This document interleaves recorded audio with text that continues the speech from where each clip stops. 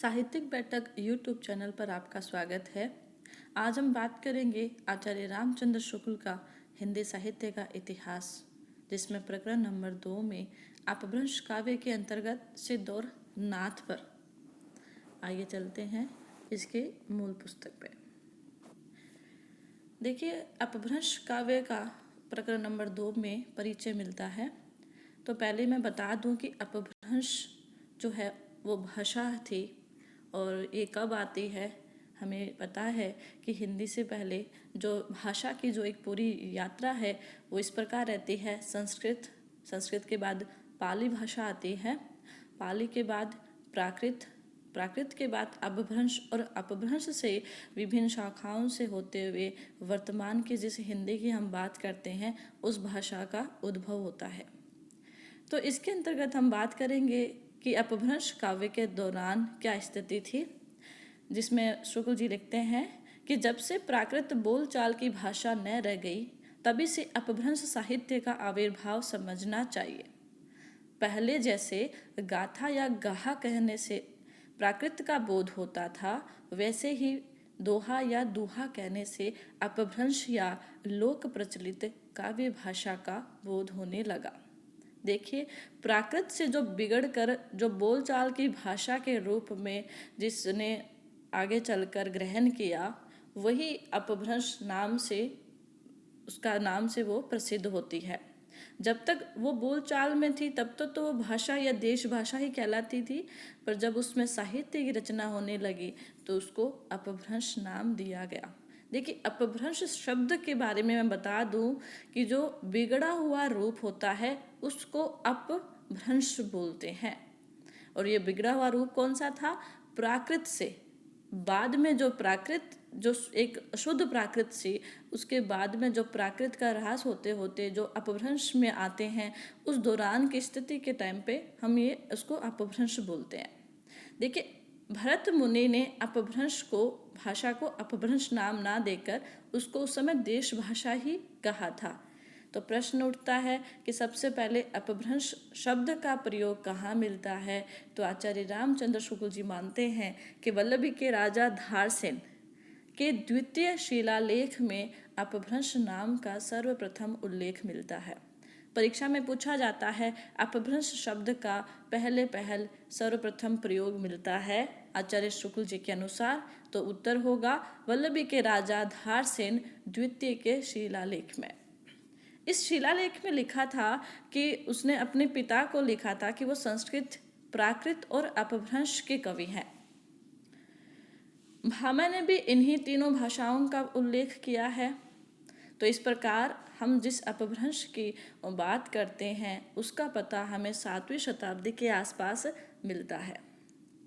देखिए, अपभ्रंश के हम साहित्य की यहाँ पे चर्चा नहीं करेंगे, हम तो यहाँ पे हिंदी की बात कर रहे हैं। तो अपभ्रंश का यहाँ इतना उल्लेख इसीलिए किया गया क्योंकि हिंदी की जब प्रारंभिक स्थिति है सिद्ध और नाथ, उसमें अपभ्रंश के नमूने मिलते हैं। तो आगे हम बात करते हैं कि उन्होंने लिखा है कि सम्मत 990 के आसपास देवसेन नामक एक जैन ग्रंथकार हुए थे। इनकी पहली पुस्तक थी श्रावकाचार्य, जो कि दोहों में लिखी हुई थी। इनकी एक और पुस्तक थी जिसका नाम था दब सहाय पयास। ये अपभ्रंश भाषा का है ग्रंथ जिसमें बताया गया है, जिसमें अपभ्रंश उसी रूप में मिलेगी। आगे चलकर कहते हैं कि उसमें आगे चलकर और भी बहुत सारे कवियों की रचनाएं मिलती है जो अपभ्रंश प्रभावित हिंदी की रचना है। जैसे उसमें उदाहरण दिया है एक जो योगसार, जिसके लेखक है जोइंदू, जसहर चरियू, नय कुमार चरियू। ये दोनों पुस्तक पुष्य दत्त नामक एक अपभ्रंश के ही महाकवि की पुस्तकें हैं। पुष्य दत्त की ही 2 पुस्तकें और है, आदि पुराण और उत्तर पुराण। इनका नाम उल्लेख करने के पीछे सिर्फ इतना मतलब था कि जो श्रावकाचार्य थी वो दोहों में लिखित पुस्तक थी, वहीं जसहर चरियू, नय कुमार चरियू, आदि पुराण और उत्तर पुराण ये चौपाइयों में लिखी गई है। दोहा और ये चौपाई की शुरुआत जहाँ पे हमें हमें अपभ्रंश में ये कुछ पुस्तकें मिलती है। आगे चलकर इसी परंपरा को सूफियों की प्रेम कहानियों में देखा जा सकता है।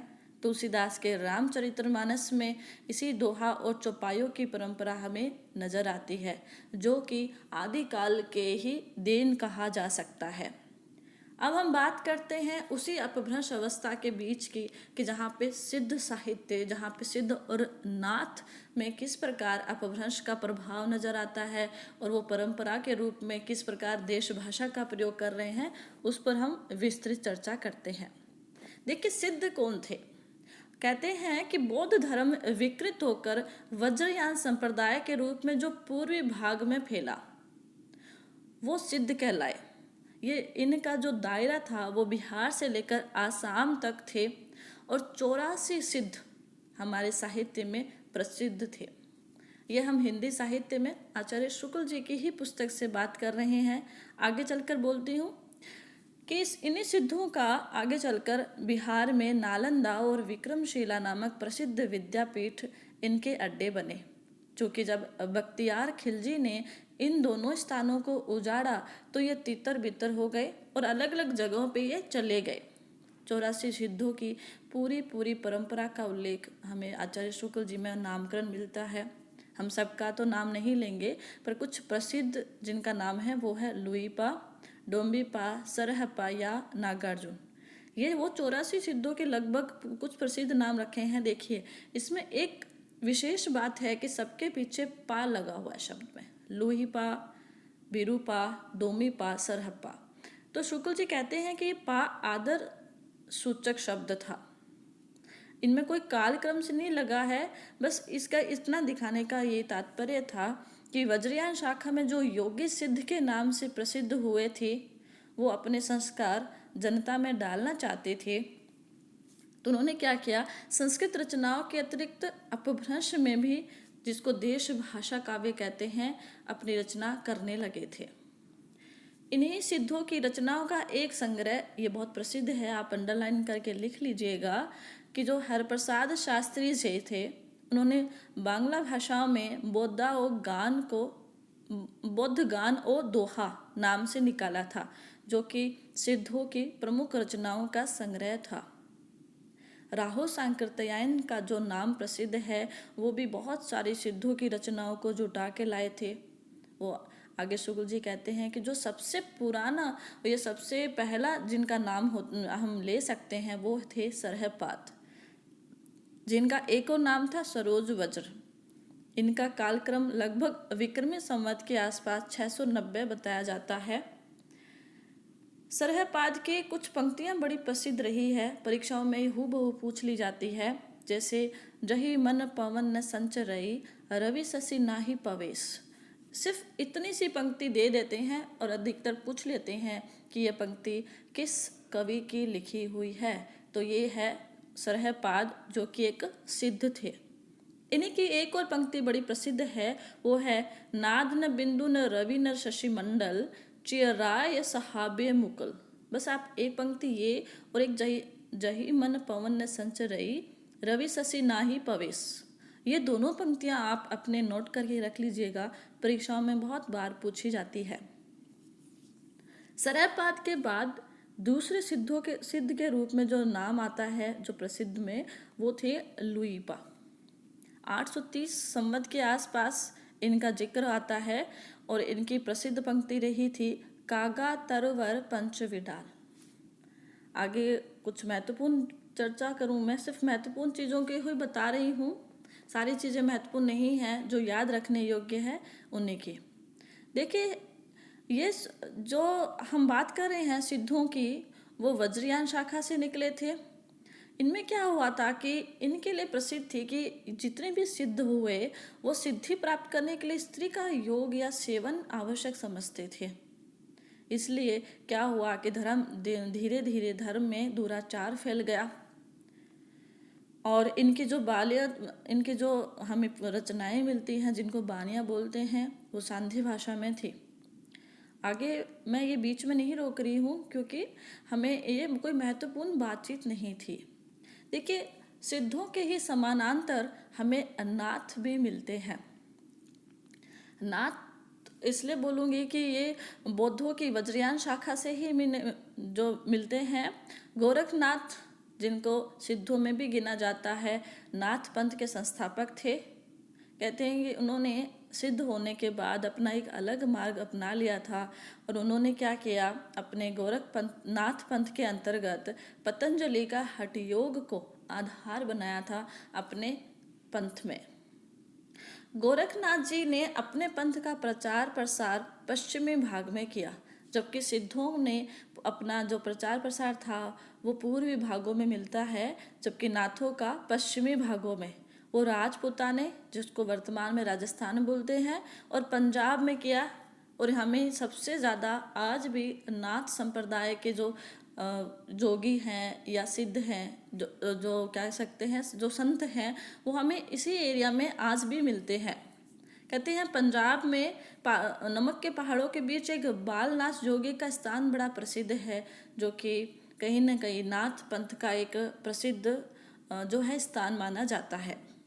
देखिए, ये कहा जाता है कि गोरखनाथ जी का समय का हमें ज़्यादा पता नहीं है, ठीक समय का, लेकिन राहुल सांकृत्यायन जी ने गोरखनाथ का समय लगभग 10वीं शताब्दी के आसपास बताया है।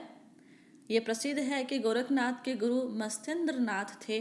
परीक्षा में ये भी पूछ लिया जाता है।